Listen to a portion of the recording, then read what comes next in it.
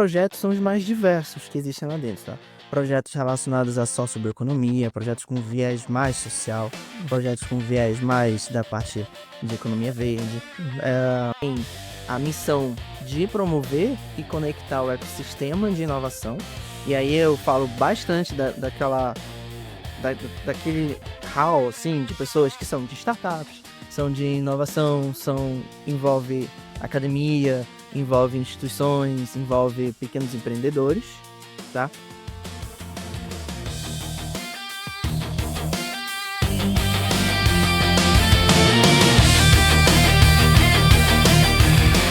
Bem-vindo ao podcast Falando e Fazendo. Aqui a gente conversa com gente que está fazendo, gente que explica, que tem coragem de explicar o porquê, como que ele começou, contando a sua história. A gente está falando sempre de negócios de impacto social, de transformação. Gente que está fazendo com que as coisas sejam diferentes aonde vive, na sua cidade, no seu bairro, na sua região, fazendo alguma área de negócio acontecer, ou a transformação social, que é também uma área de negócios, né? De transformação acontecer. A gente está sempre trazendo alguém aqui para conversar sobre isso. E hoje a gente tem um convidado especial e o Pedro vai apresentar aqui, porque eles têm uma relação aí que no decorrer do podcast vocês vão compreender. Nosso convidado de hoje é do Pará. Nosso convidado é paraense e eu conheci ele durante a nossa passagem pelo programa ProLíder do Instituto For. Nós estivemos dividindo a mesma turma nesse programa ao longo da segunda parte de 2024, na primeira parte desse ano ainda. E foi uma experiência que a gente vai comentar aqui ao longo do programa também. Mas, Daniel, seja muito bem-vindo. Obrigado, Pedro. Sim. O espaço é todo seu. Vamos conhecer um pouco mais dos projetos de impacto que você está envolvido. Mas antes de tudo, se apresenta, né? Fala um pouco da... Deixa comigo. Manda ver aí. Bem, então, primeiramente, obrigado pelo convite. É um prazer e uma honra estar aqui para falar um pouquinho sobre o que a gente faz, né? Me chamo Daniel Dantas, sou de Belém do Pará. Hoje eu sou CEO da Branvier, que é uma consultoria de transformação digital, e CEO da Pose Health, que é uma startup de fisioterapia, tá? Esses são os meus negócios principais, mas na nossa vida a gente está envolvido em vários outros pontos, né? E os principais que eu tô é o Açaí Valley, que é a Associação Paraense de Tecnologia e Inovação. Lá dentro eu sou diretor de parcerias.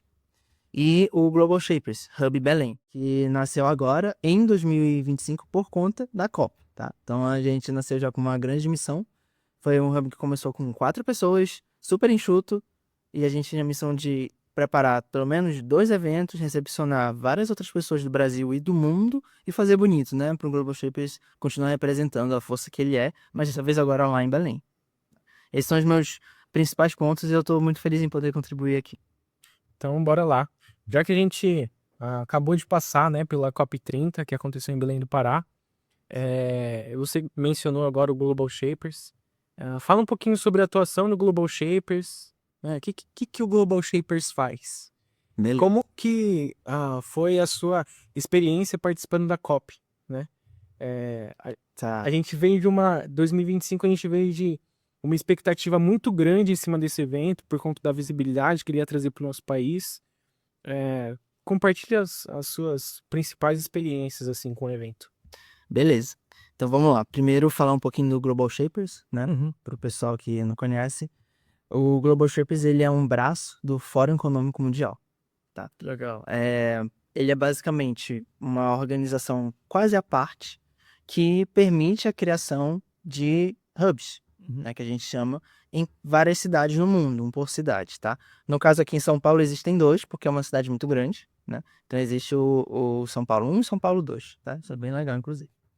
O que é que a gente faz lá? A gente promove projetos de impacto e criação de novas lideranças. Esse é um legado muito grande que o Global Shapers, de maneira geral, ele quer fazer, ele vem fazendo, e ele sempre incentiva que a gente faça. A gente como pessoas que criaram hubs e pessoas que estão dentro de hubs, tá? Obviamente existem hubs bem mais antigos, hubs mais novos. O primeiro do Brasil, se eu não me engano, foi o de Manaus, tá? E até então era o primeiro único do Norte, até a gente entrar como o Hub Belém. E os projetos são os mais diversos que existem lá dentro, tá? Projetos relacionados à socioeconomia, projetos com viés mais social, projetos com viés mais da parte de economia verde, Uhum. projetos até similares com outras instituições, vocês devem conhecer, por exemplo, a Exequio, a Enactus, Uhum. fiz parte também da Enactus UFPA, então enxerguei bastante similaridade, e é um dos motivos que eu estou muito feliz de fazer parte do Hub Belém, tá? E aí, por que ele nasceu, né? Já alinhando com a COP, foi o que tu perguntou. Belém estava, assim, no centro de muitas expectativas e de muitas discussões, em todas as esferas, né? Primeiro, segundo, terceiro setor, esfera civil, e na busca por representatividade, né? Então, uma das instituições que se mexeu e percebeu isso foi justamente o fórum e justamente as pessoas do Global Shapers nacional e internacional que identificaram a necessidade de haver um capítulo em Belém, um hub em Belém. Então a gente nasceu com essa missão, a gente foi muito bem direcionado para, olha, a gente precisa de um hub em Belém, já passou da hora, vamos usar a COP para isso, porque se não for agora, depois vai ser muito mais difícil. Aconteceu isso com muitas coisas lá em Belém, já trazendo aqui outros pontos que eu vou falar. E a gente nasceu com a missão de preparar um evento chamado Shapers Connect, né, que aconteceu, e preparar a casa para todo mundo entender o que é o Global Shapers, as pessoas que eventualmente não conheciam, e para os outros Shapers terem a sua casa lá. Sei. Você passou o tempo todo da COP lá para produzir ou preparar ou participar desses encontros, dessas conversas? Passei até antes e depois. Eu cheguei lá no início de novembro, em Belém, Uhum. dia 3, né? Sei. E só voltei sábado passado, no dia 29. Então, tá aqui com a gente de uma maneira. Tá aqui, Na nossa primeira semana de gravação, eu já tinha mandado o convite pro Daniel, né? E tinha falado pra ele vir aqui conversar com a gente e tudo mais. E aí ele falou assim, vou voltar. Ele falou o dia que ele ia voltar.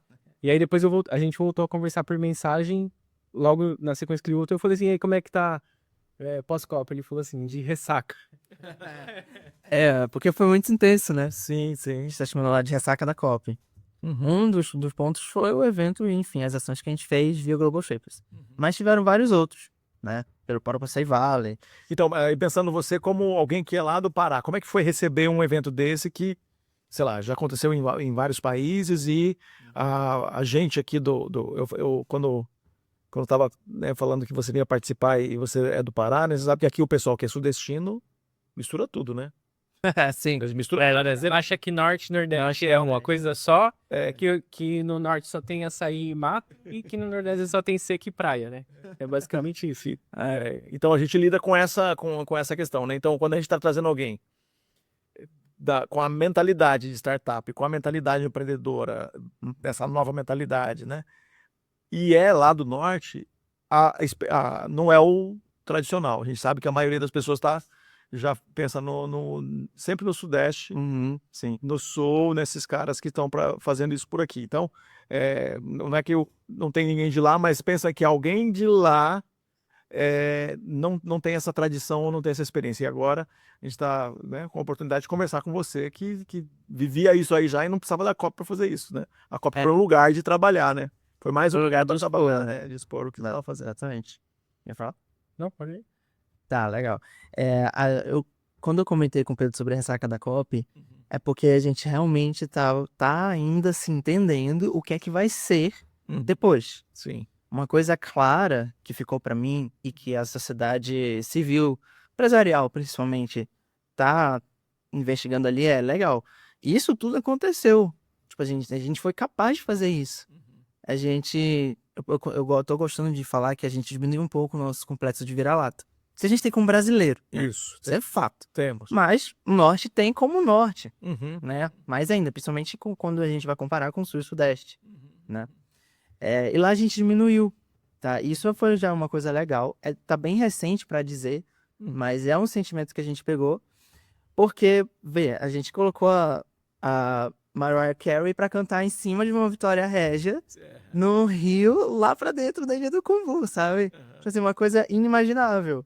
Então, quando a gente fala agora, abriu a casa X, que foi o que mais aconteceu em Belém. Abriu casa, sei lá, pelo menos umas 20, não fui em todas ali. 20 eu não sei, mas muita coisa abriu. Coisa que vai ficar permanente. Então, quando alguém fala alguma nova coisa que vai acontecer em Belém, a gente não tem mais aquela razão, tipo, ei, sai daí. Sai é doido. Que a gente fala. Não, Certo. tipo assim, a gente tinha essa reação e não tem mais. Porque agora, se já aconteceu ela vir cantar numa Vitória Regia, isso pode muito bem acontecer. Então, aí a gente vem para todas as escalas, né? Sim. A escala mais na parte de cultura, parte pop, é uma escala um pouco mais importante, que não depende da população, por exemplo. Que o Belém foi a capital, né? Quando eu vi essa notícia, eu, nossa, Belém foi a capital, eu nem sabia que dava para fazer isso, mas dava. É um ato simbólico e eu achei sensacional, achei bem legal. Que Belém e Rio viraram cidade irmã. Vocês viram isso? Não vi. As duas prefeituras assinaram nem sei o que é, um tratado, uma carta, dizendo que agora são cidades irmãs. Olha Sabe, muitas coisas que foram acontecendo. E a gente nem imaginava. Já vieram fazer isso com cidades cidades da Europa fazem isso, cidades como cidade irmã de outras aqui, né? Agora fazendo dentro aí. Legal, e eu vi Legal a declaração de Belém como capital do Brasil durante Sim, antes da COP, né? sim, exatamente. Você mencionou sobre a síndrome de vira-lata e a percepção do paraense em relação aos acontecimentos. Como é que o povo de lá reagiu com as críticas sobre a infraestrutura da cidade? Tá. E a gente também teve a fala do ministro alemão. Solemano, mano, criticando a estrutura Sim. de Belém. Como que foram as reações ali dos locais? Cara, eu acho que a gente, aí eu vou dizer assim, como brasileiro, a gente tem que aprender a lidar um pouco melhor com críticas. Isso. Mas, especialmente lá, tava numa situação sensível a gente tem que se provar, né? E por esse sentimento de a gente tem que se provar, as críticas não foram muito bem recebidas, não. Foram recebidas mais na defensiva, sabe? Principalmente pela grande parte da população. Mas, assim, foram recebidas, entendeu? Foram trabalhadas a comunicação em massa nas redes sociais e depois foi sendo pasteurizado, foi sendo diluído para as pessoas entenderem o que tinham que entender, entender que aquilo podia acontecer em qualquer evento, por exemplo, no caso do fogo, que não foi o que é culpa da cidade, né? Porque justamente por conta dessa situação que a gente tem lá historicamente, a gente fica pensando, isso é porque é Belém, né? Ou então, se fosse em outro canto, talvez isso nem tivesse sido evidenciado. Mas são as questões de saneamento básico, por exemplo, que apareceu e as pessoas falavam bastante, principalmente porque é a COP, um lugar onde o saneamento básico. Mas isso é um problema evidente do Brasil, Sim. aqui em São Paulo, né? Aqui em São Paulo a gente tem. Né? Qualquer situação que a gente tiver aqui um pouquinho mais de chuva, fica claro os problemas que nós temos, problemas pluviais, mas a gente também tem bastante falta de saneamento básico aqui na cidade de São Paulo. Então, todas as cidades, as grandes cidades, vão ter esse problema. Agora, quando chega num momento como esse, fica evidente e, claro, a gente está falando de das questões políticas. Não importa o lado que o prefeito estiver. Quem estiver do outro lado vai aproveitar essa oportunidade para criticar, né? Total. Sabe disso.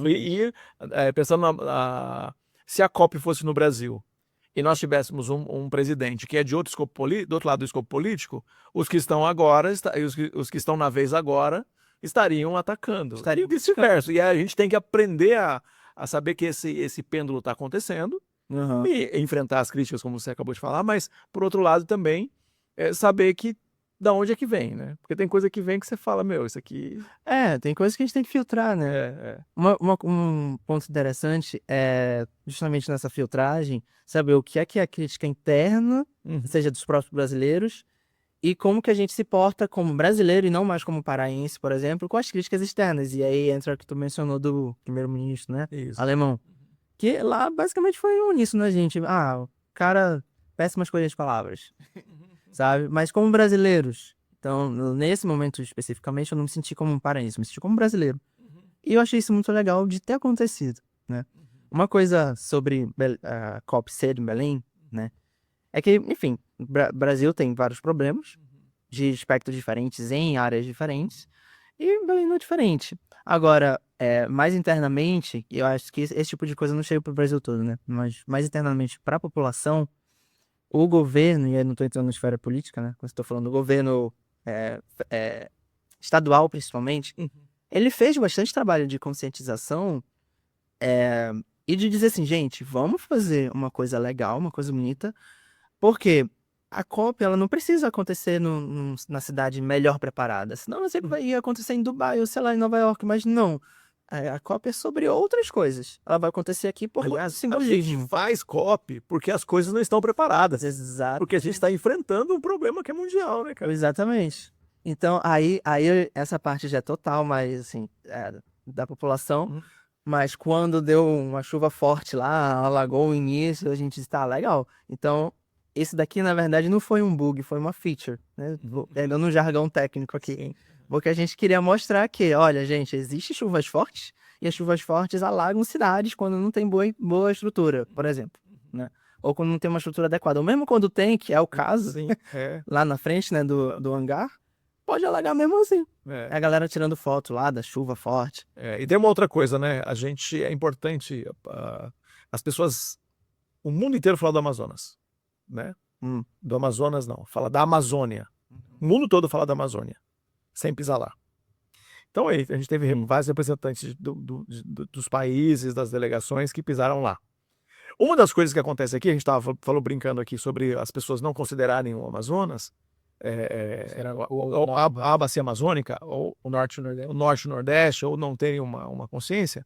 Uma das coisas que eu sempre, quando falo das minhas experiências de ter viajado pelo norte, contando, né, tanta transformação lá que eu pude ver e documentar, uma das coisas que é interessante é que toda vez que eu falo que, em termos de volume, o Brasil é maior na sua dimensão norte do que na sua dimensão sul, e as pessoas ficam surpresas, porque está todo mundo acostumado com o que a gente está vendo aqui.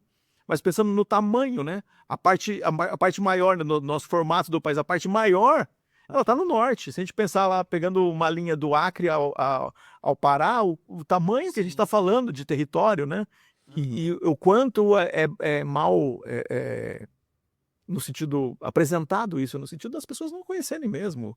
Agora, quando tem alguma coisa lá que vai dar visibilidade para tudo isso, é muito fácil você agarrar o que é negativo, ao invés de da gente perceber o quanto isso é positivo pra gente, né, como país, cara. Como brasileiro, Isso. exatamente, concordo. Bom, eu acho que quando a gente evidencia algo que não está muito bem trabalhado, né, na população como um todo, certamente aparecem antigos pré-conceitos, antigas ideias diferentes que elas vão sendo trabalhadas na marra, né? Como a gente fala no Belém, vão sendo trabalhadas na marra, entendendo que não, é uma cidade como qualquer outra, não tem jacaré andando na rua, esse é o tipo de coisa que tinha muito mais. Cara, eu vi um vídeo, olha que uma oportunidade para falar isso. Eu vi um vídeo da National Geographic, do Rio de Janeiro. Crianças brincando na rua, tal, aquela... O cara deve ter... Vamos juntar esse negócio. É o imaginário popular, sei lá, primeiro mundo, pensando sobre o Brasil. E aí era favela, crianças brincando, aquela coisa toda lá, mostrando favela, aquelas cenas típicas do Rio de Janeiro, e de repente, cara, mostra uma jiboia. Como as crianças estão brincando, de repente encontram uma jiboia na rua, assim, brincando, e encontram uma jiboia. No Rio. Não tem nada a ver, mano. Então, essa... Isso não é... Isso é verdade. No Rio, né? Quem colocou a jiboia lá? Pra nós, tá na cara que colocou a jiboia. Agora, dentro do imaginário popular de primeiro mundo, quando aparece um negócio desse, ele tá colaborando para esse negócio de pensar que aqui só tem indígena, só tem gente que mora numa situação precária. E esse tipo de coisa é uma oportunidade da gente fazer o enfrentamento, né?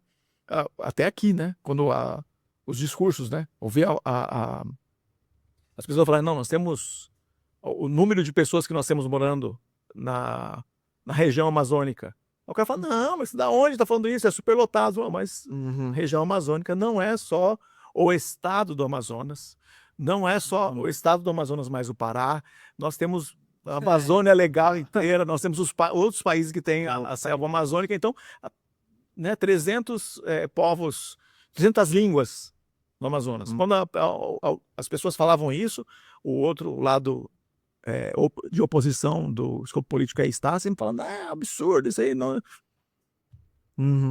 Só escrever no Google vai encontrar essa resposta. Né, certamente. Bom, acho, para resumir essa parte, que a COP como eu falei, ela é pra mim é uma lente, assim, sabe? A gente colocou a lente em cima de algo e esse algo agora vai reverberar. Legal demais, legal demais. Pegando lá a sua apresentação, eu vou trabalhar aqui de trás para frente, considerando aí a quantidade de coisas que você falou que está envolvido, né? Então, a gente atacou primeiro o Global Shapers e Copy. Então, vamos agora para a parte da sua atuação na Açaí Valley como diretor de parcerias. Fala um pouco sobre o que é a Açaí Valley, o que ela faz, né? E fala um pouco mais sobre a sua atuação ali no dia a dia. E como que essa atuação é de fato para você e como você se divide aqui, morando aqui em São Paulo e atuando em uma organização que é do Pará. Sim, sim. Beleza. A Açaí Valley é a Associação Paraense de Tecnologia e Inovação. Ela começou como uma comunidade, se até hoje existe a comunidade, né? Mais ou menos ali em 2017, começou com diversas pessoas, mas eu vou citar aqui o nome de uma das principais, foi a Camila Brito. Infelizmente não está mais com a gente aqui, mas hoje a gente tem inclusive um prêmio em homenagem a ela, de destaque, né? Do empreendedor da associação no ano. E depois de um tempo que a comunidade ela foi se crescendo, a gente precisa de governança, né? A gente foi colocando ali. Assim como outras que surgiram no Brasil como um todo, a gente optou por criar a associação, que teve o mesmo nome, a Açaí Valley, e hoje elas coexistem, né? A associação, a Açaí Valley, que tem os seus associados, e tem seus deveres e funções como qualquer associação, e a comunidade como um todo, né? Que aí é livre, enfim. Bom, lá dentro a gente tem a missão de promover e conectar o ecossistema de inovação, e aí eu falo bastante daquele hall, assim, de pessoas que são de startups, são de inovação, envolve academia, envolve instituições, envolve pequenos empreendedores, tá? Mas isso hoje já se expandiu, inclusive por conta da pauta da bioeconomia, né? Existem muitas startups que são de bioeconomia, startups que têm impacto e que às vezes não enxergam que tem impacto. Isso é um ponto importante de situar. E que estão lá dentro, tá? Hoje a gente tem mais ou menos 80 associados, de startups de diversos nichos, né? A gente tem parte de retail. 30 startups associadas. Isso, exatamente. Startup tem mais ou menos 60 e pouco, 70, mas a gente tem outros associados, que são empresas tradicionais, por aí vai. Todas elas do norte do Pará. Sim, Todas do Pará. do Pará. Exatamente. A gente tem associados também do Amapá, né? Que é um estado vizinho, irmão. Mas qualquer pessoa pode se associar, tá bom? Mas claro que as ações são focadas para lá. E a nossa missão é unir e promover o ecossistema, tá bom? Especificamente eu, como diretor de parcerias, estando aqui em São Paulo, tenho primeiramente muito orgulho de representar essa associação estando aqui. Em segundo lugar, tenho a missão de trazer oportunidades para cá e levar oportunidades para lá. A partir de parcerias mais básicas, como por exemplo, vamos colocar aqui os cursos da tua instituição para acontecer lá, a parcerias de projetos mais estruturados, de médio e longo prazo, que envolvem as startups, que envolve, por exemplo, a dor de alguma instituição que aquelas startups podem ajudar, e aí a gente fala de inovação aberta. Esse tipo de projeto está acontecendo e tem outros previstos para acontecer. Por exemplo, vocês conhecem a Hidro, mineradora? A gente já fez um que a gente chamou de Minério Startups, né? Que foi justamente promover ali um desafio, as startups elas colocaram e depois foram conectadas com a Ito. Já teve outro com grupo de comunicação, Lib Ventures e por aí vai, tá? Basicamente essa é a missão da startup e essa é a minha missão lá dentro. Legal, legal. Uma coisa aqui antes de continuar, queria que vocês dois podem, né, falar como que vocês se conheceram, né? Beleza. É um momento importante aí nesses detalhes aí do empreendedorismo de diferentes formas, né? Como ele pode ser apresentado aí para vocês. Por favor. Eu e o Daniel nos conhecemos no programa para líder do Instituto For, como eu falei no início do programa.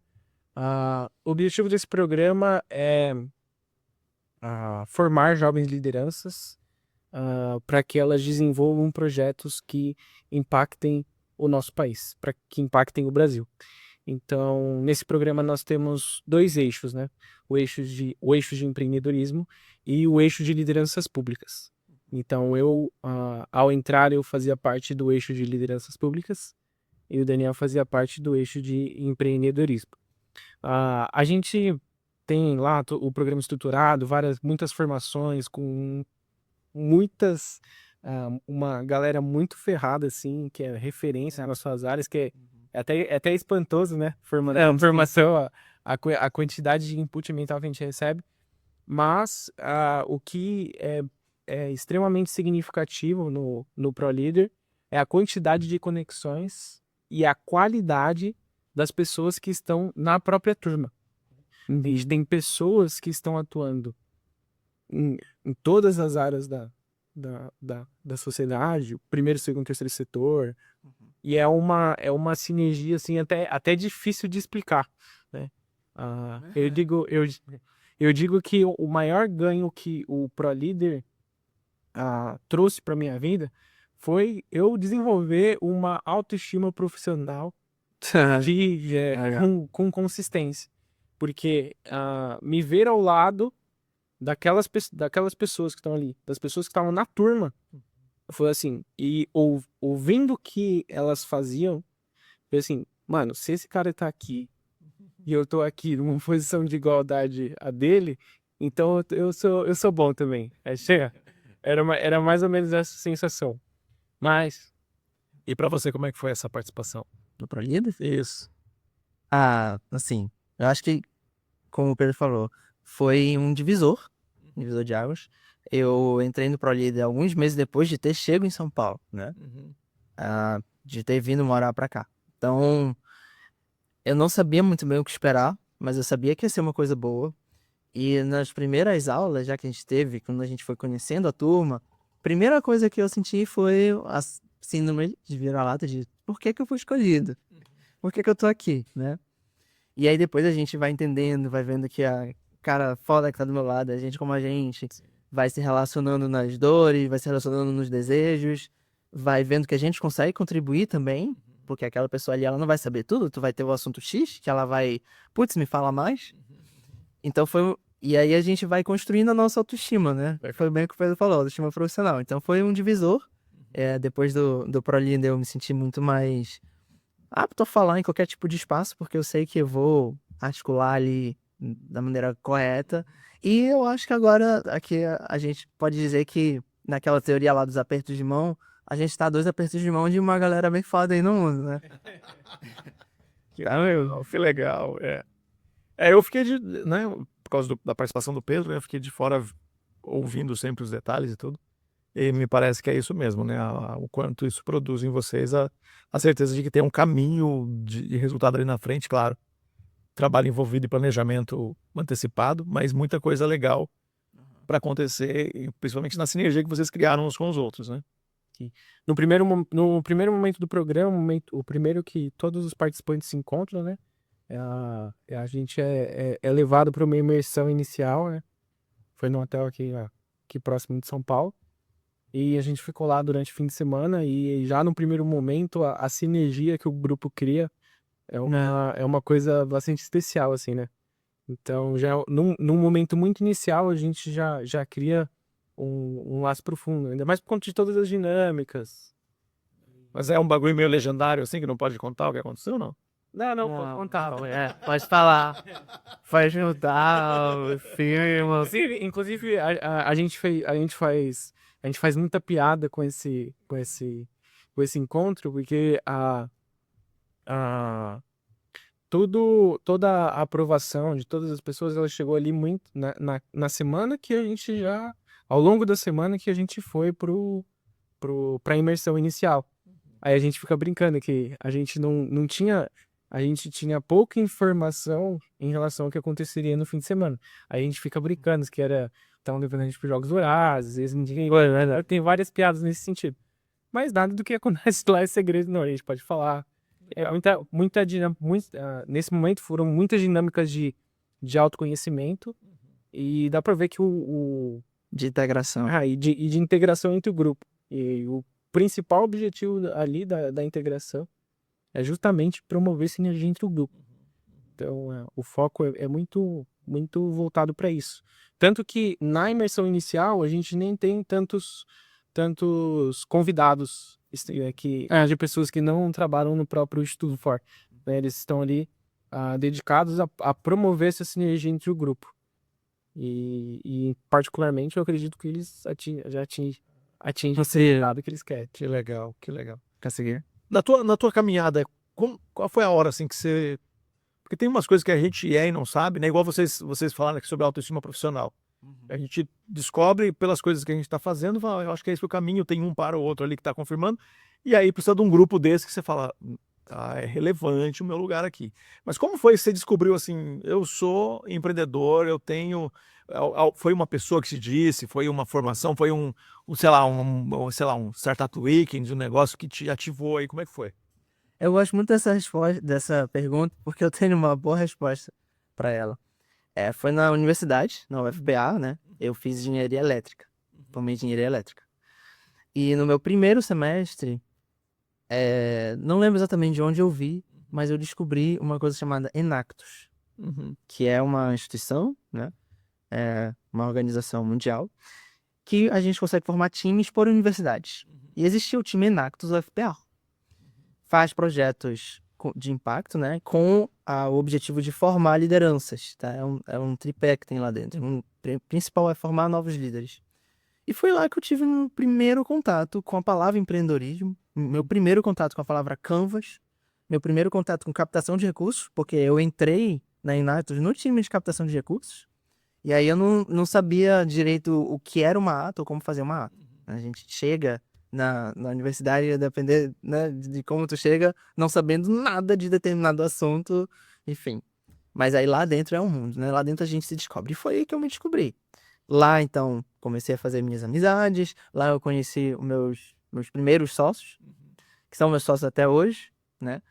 Enfim, houveram mudanças, mas lá que a gente fundou, né? A Branvier começou com uma startup dentro da Universitec, que é a incubadora da UFH. Legal. E aí foi que mordeu o bichinho e eu tô aqui até hoje. É coragem, né? Coragem que você vai ganhando de ver outras pessoas fazendo, ouve as histórias e começa a fazer também, né? Exatamente. Já que a gente começou a caminhar pro universo empreendedor aqui na conversa, fala um pouco mais sobre a Branvier e sobre a Pose Health, né, que são Tá. as duas startups que você tá aí à frente. Fala qual começou primeiro, qual veio depois. Beleza. E fala um pouco sobre essa jornada aí. A Branvier começou primeiro. O nome Branvier é B de business. E Ranvier, que é um nome francês, é o nome de um pesquisador que descobriu uma célula no neurônio, que é o nódulo de Ranvier. A função dela é acelerar as sinapses. Então a gente pegou isso, achou que ficaria legal, bonitinho, a gente colocou B para acelerar acelerar os negócios. Então, Branvier. Primeira coisa que a gente fez lá dentro foi um aplicativo de fisioterapia, que viria a se tornar o que é hoje o Pose. Então, o que acontece na verdade é que a Pose Health, ela é uma spin-off da Branvier. A gente começou a aprender lá dentro e a gente passou por diversos programas, aceleração, inovativa, programas da própria UFPA, e a gente foi ganhando conhecimento, né? A gente foi ganhando e foi percebendo esses assuntos, foi dominando eles, até que a gente decidiu, não, vamos pegar isso, condensar, criar serviços para a gente vender isso para outras pessoas. Aí a gente separou a Branvier, que virou uma empresa mais tradicional, e hoje é uma consultoria da Pose Health. E a Pose Health virou outro com a sua identidade própria, com seu objetivo próprio, que é hoje uma startup, né? Todo aquele esquema de startup, e é um aplicativo. Hoje a gente tem um aplicativo no Play Store, na App Store, já tem mais de 10 mil downloads, o pessoal fica usando lá. A Pose Health, ela é para fisioterapeutas fazerem a avaliação postural com inteligência artificial. Isso desde 2017. Então eles tiram uma foto, tem uma IA que identifica os pontos anatômicos, e esses pontos geram-se cálculos para ele usar no tratamento do paciente dele. Tá? Hoje, a Branvier, a gente atua com transformação digital e inovação, tá? De maneira geral. Então, a gente desenvolve startups, desenvolve tecnologia, tanto de maneira direcionada, quanto de maneira, eu não sei o que eu preciso aqui, Daniel, me ajuda. A gente vai lá, a gente ajuda, precisa de um totem, que, por exemplo, foi um cliente nosso. Precisa de um totem para melhorar aqui como as pessoas interagem na tua loja, por exemplo. E algum tipo de jornada, né? Então, por exemplo, jornada de aceleração e hackathons. que são 2 que a gente está fazendo em parceria com a Açaí Valley agora, esse ano. Hoje em dia, a Branvial está nesse cenário. Você vê que ele mencionou inteligência artificial 2017. 17. Então, Essa falsa impressão, né, de que que tem só agora, que é uma coisa que se então, só faz um ano, né? Só faz um ano que tem, é só um ano que você acessou com esse nome, né? E aí, alguém que já está empreendendo com inteligência artificial desde essa época, e não agora no hype que a gente está, algo digno de se pontuar, né? Porque agora, com todas as ferramentas que a gente tem de desenvolvimento por conta do boom da IA, se torna uma tarefa que é muito mais simples do que era até pouco tempo atrás, né? Fala um pouco sobre o desafio de criar uma startup na área da saúde, criar uma startup que que tem o público-alvo profissionais da saúde, né? A gente sabe que tem algumas particularidades quando a gente vai empreender nessa área, e eu queria saber um pouco da sua percepção sobre isso. Total. Health techs, né, startups da área da saúde, na minha visão, elas compartilham de uma dor não, mas de uma característica muito específica que elas todas, a maioria assim, surgiu por conta da dor de alguém que ou influenciou um fundador ou é o próprio fundador, né, e que provavelmente é da área da saúde também. Na nossa startup, não foi muito assim, tá? Não foi muito desse caminho, mas hoje, vamos lá, quando a gente fala de criação de startups, existem três frentes ali, né? Ou tu tem uma tecnologia muito boa que tu quer, putz, aonde eu consigo usar essa tecnologia? Ou tu tem uma paixão, putz, eu quero trabalhar com isso, né? Ou tu tem uma ideia, putz, tive uma ideia para resolver esse problema. Então, se a gente fosse resumir muito e dividir, tem esses 3 quadrantes. Aposentando no primeiro, a gente tinha tecnologia, tá? Que é justamente a inteligência artificial. A gente foi entendendo e a gente tinha amigos fisioterapeutas e foi vendo, putz, isso pode fazer muito sentido para eles. Aí a gente entra no roadmap da criação de uma startup. Legal. Progresso desejado. Qual é a dor? Como que isso resolve de fato a dor? E como que isso não vira um nice to have? Sabe o nice to have? Conceito? Não sei. Falar aqui rapidamente. Pegar um exemplo aqui. Tem o fogão, aí tem aquele botãozinho lá. Só que muitos botãozinhos daqueles que fazem o choquinho quebram. Pra gente não tem problema. A gente pega um fósforo e acende. Pelo menos pra mim é assim. Esse é um exemplo prático ali de nice to have, que é o quê? Aquele botão de tu clicar e ele dá o choquinho, é legal, é útil. Mas se não tiver ele, tudo bem. Eu vou resolver meu problema. A vida continua. A vida continua. Os problemas, eles existem. As pessoas estão resolvendo eles de alguma maneira. A tua startup, ela não pode ser um nice to have, né? Ou, no mínimo, tu tem que... Enfim, aí a gente tem outros conceitos para tu conseguir fazer as pessoas usarem e adequarem isso na rotina delas. E quando a gente fala de saúde, um grande problema que a gente enfrentou foi justamente adequar a rotina e entender a rotina de um profissional, que tem que ser com base em entrevista, tem que ser com base em pesquisa, principalmente para pessoas que não são da área, né? E eu acredito que outras startups de saúde acabam passando por enfrentando esse mesmo tipo de problema, que precisam se adequar à realidade do que aquela esfera profissional faz, né?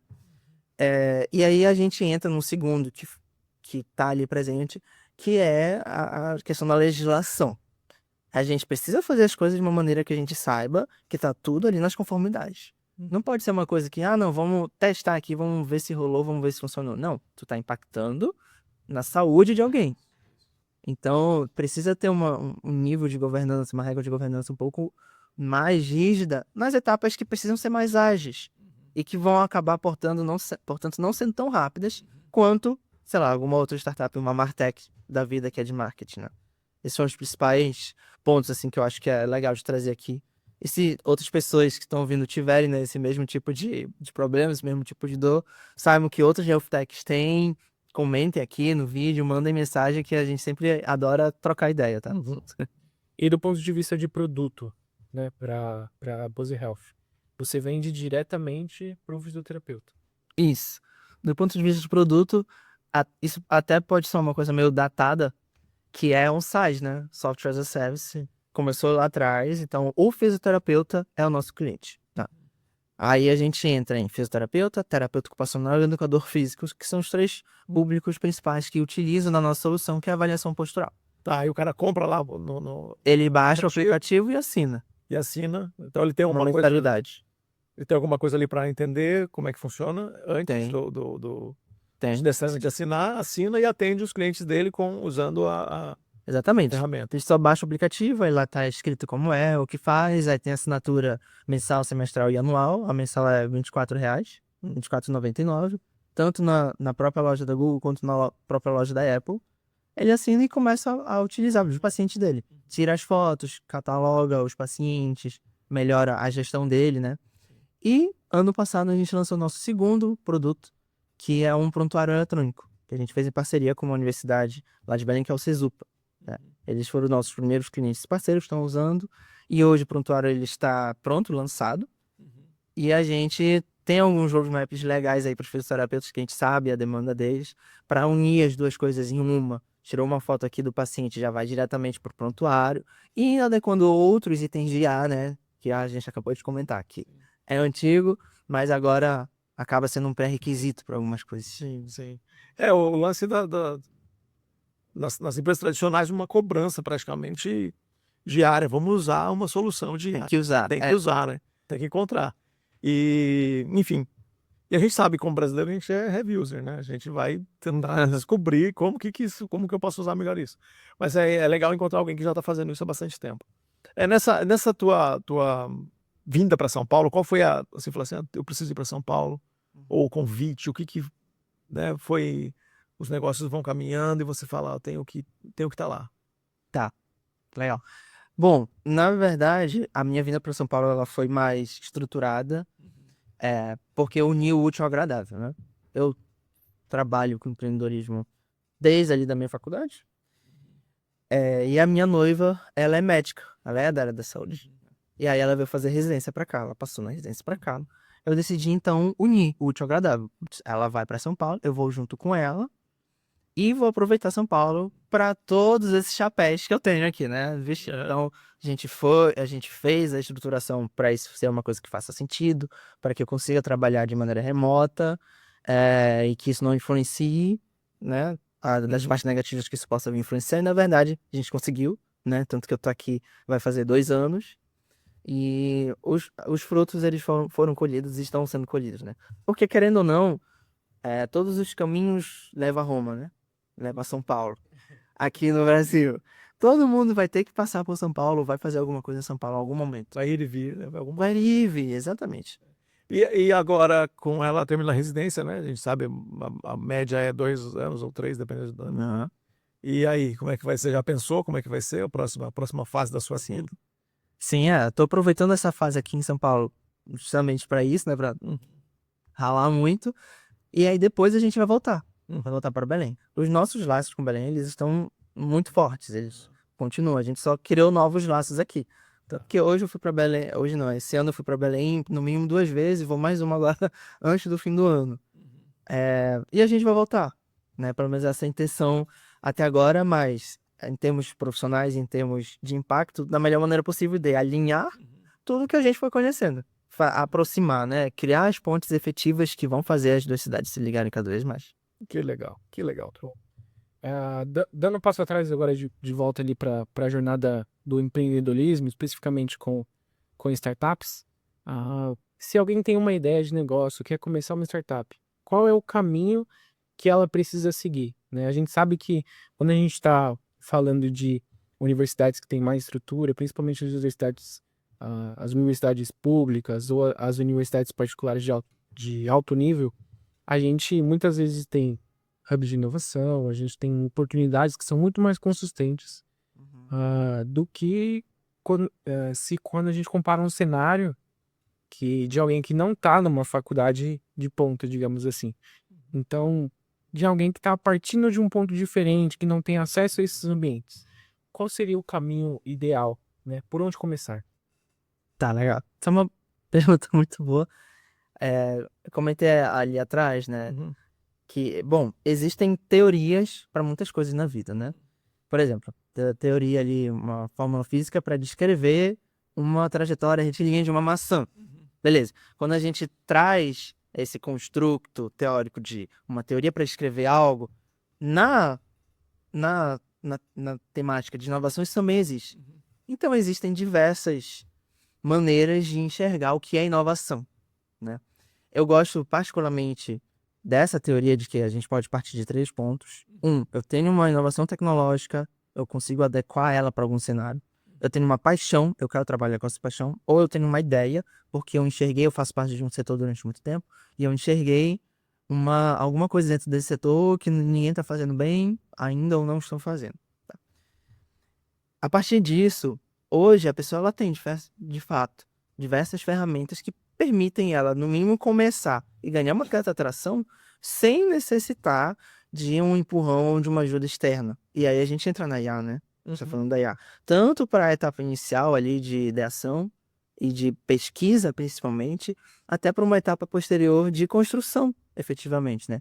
Porque existem softwares para tudo. O Lovable, a gente tem um amigo do ProLeader que adora Lovable. Tu também, né, mexe bastante com Lovable. E outros. Então, para mim, um caminho ideal, um caminho legal é a pessoa desde o início se preocupar em isso que eu tô fazendo, que eu tô querendo chamar de startup, né? Ou que eu tô querendo chamar de um negócio.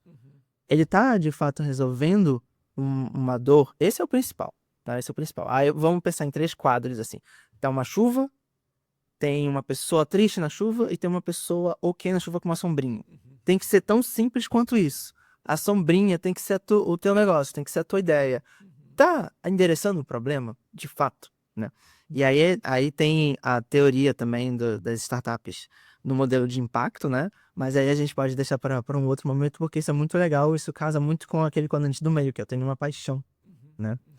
Essa pessoa, só para fechar então, ela pode usar muito dessas ferramentas que tem hoje em dia. Chega lá no ChatGPT e diz assim, finja que tu é Aí tu bota lá a tua persona. Finge que tu é X. Vou conversar contigo. Vai me respondendo nesses pontos aqui. Tu pega isso, claro que as informações lá estão todas pasteurizadas, né? E aí depois tu vai para um caminho mais clássico das entrevistas, fazer mais pesquisa, usar a própria IA para fazer pesquisa e ir afunilando a tua ideia. Essa ideia tem, né? Tem Passa no mundo real, né? Falar no mundo real, colocar ela no mercado. E aí, o que acontece, né? Vou deixar um livro aqui em indicação que é muito legal, que é Empreendedorismo Disciplinado, 24 Passos, de um professor de Harvard. Esse é o melhor pra mim. Esse é o melhor. Que legal. Depois que eu leio, eu falo pra assim. Esse é o melhor pra mim. Que legal, que legal. A gente precisa. São expressões que foram entrando pro nosso vocabulário. E o tempo todo que a gente fala de negócio, hoje a gente fala de startup. Mas, de novo, né? A gente tá falando de IA agora,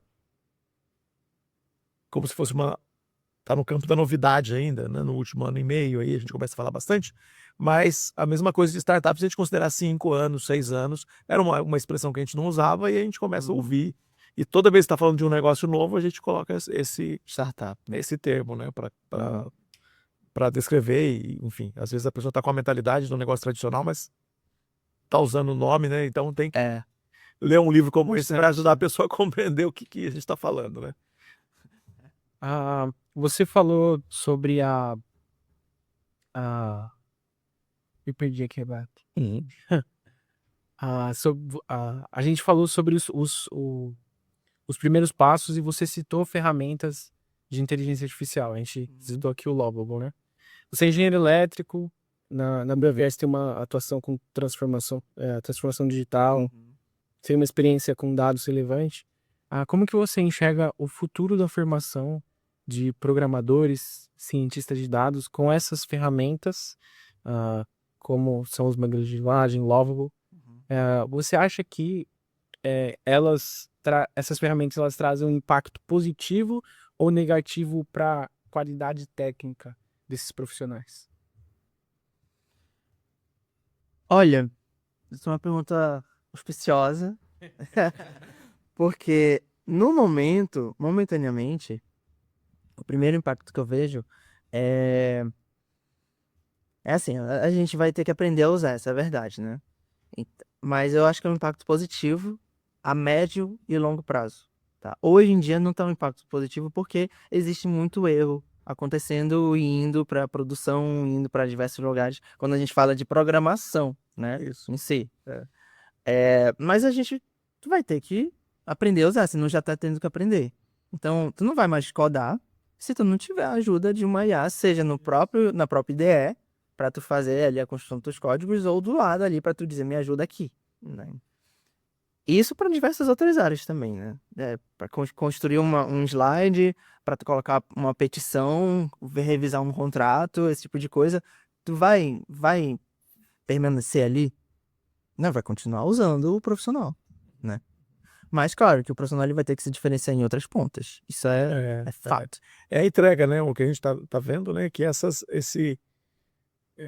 esse meio, né? Fica parecido e a gente tá conversando o tempo todo e fala assim, tem gente mandando texto para ele falar, esse texto aqui, né? A gente identifica ali, né? A gente fica na hora, né? É o que a pessoa. Eu já, A gente já começou a tirar sarro disso aí. Assim. eu já Bom vi. que você sugeriu esse tema. Que bom que você sugeriu esse tema. Isso é muito legal. O cara nem cortou o pedaço, já mandou. Mas não, né? Essa é A resposta, né? essa ansiedade que a pessoa tá de. No fim, a IA acaba impactando todos os setores. Mas a gente consegue perceber No até no texto, a pessoa fazendo de conta que o texto é dela. mundo acadêmico, até artigos sendo despublicados, porque foram escritos com IA, Isso é passou pelos revisores e os revisores não perceberam que tinha lá.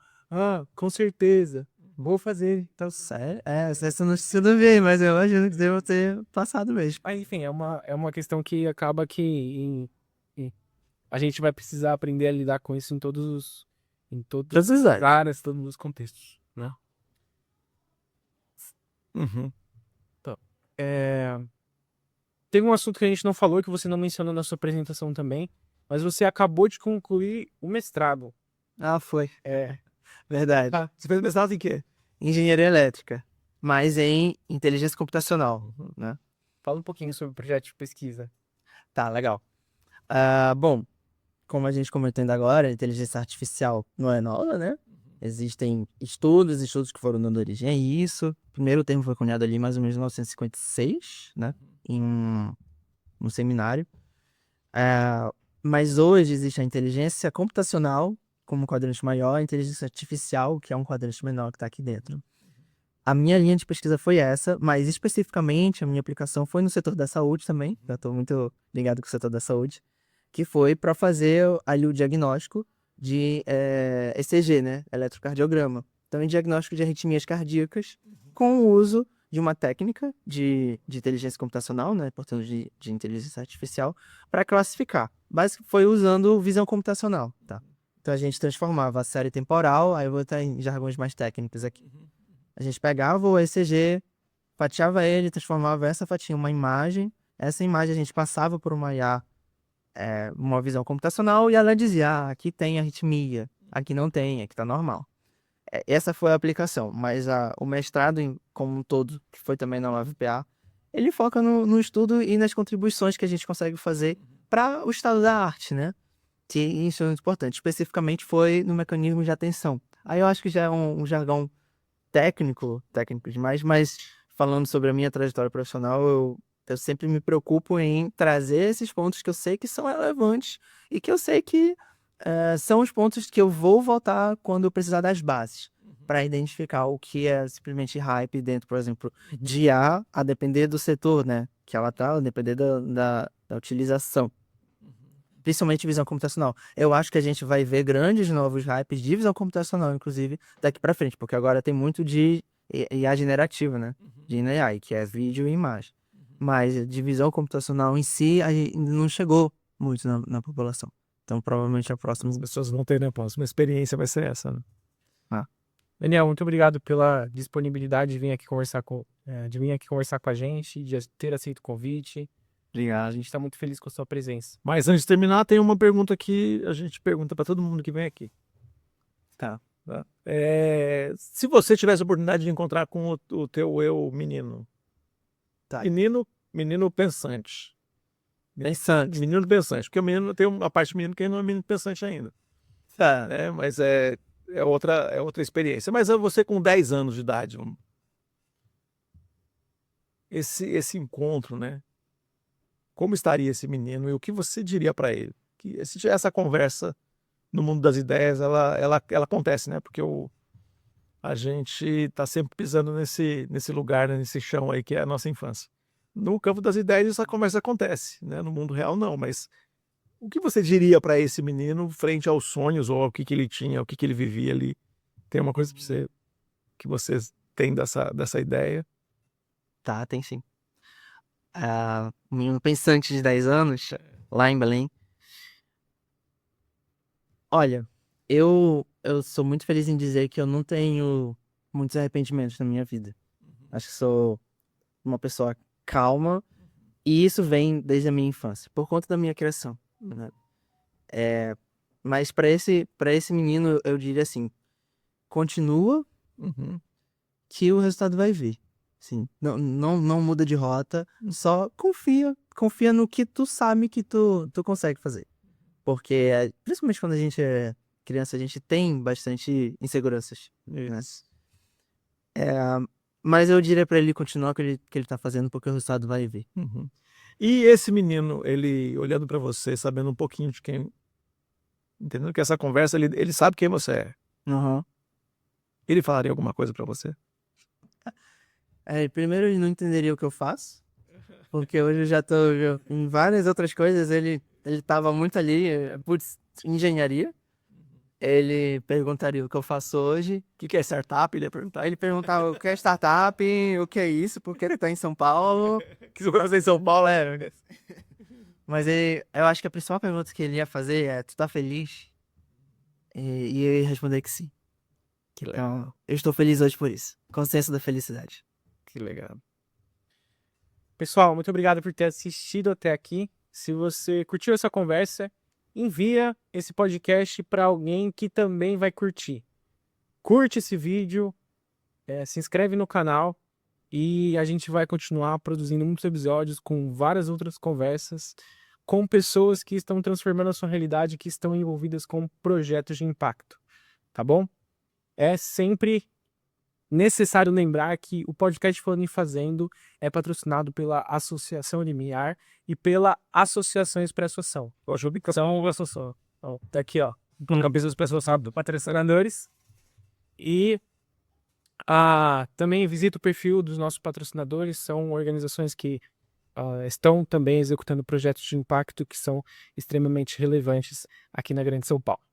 Um grande abraço e até a próxima. A gente se vê no próximo.